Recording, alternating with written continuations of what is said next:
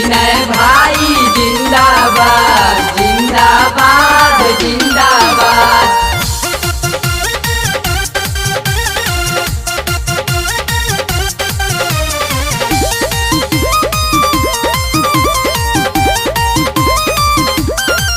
मोहम्मदपुर के डोगी करे चर्चा, विनय भाई के छपा लबावे परचा।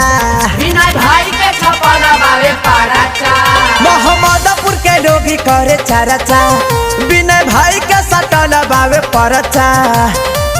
विरोधी सुन के भैले हाका बाका ए भैया, विरोधी सुन के भैले हाका बाका ए भैया।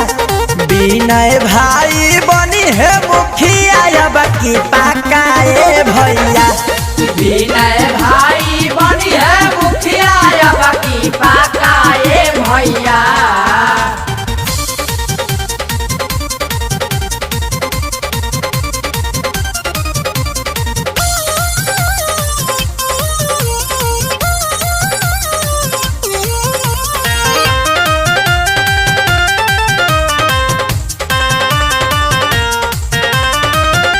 जनता के प्यार या दुलार भरपूर बा, पंचायत में सबसे आगे अपन मोहम्मदपुर बा।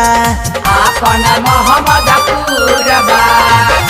जनता के प्यार या दुलार भरपूर बा, पंचायत में सबसे आगे अपन मोहम्मदपुर बा।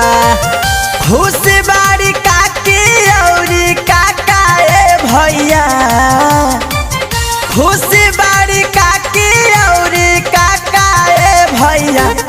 विनय भाई बनी है मुखिया अब की पाका ए भैया। विनय भाई बनी है मुखिया अब की पाका ए भैया।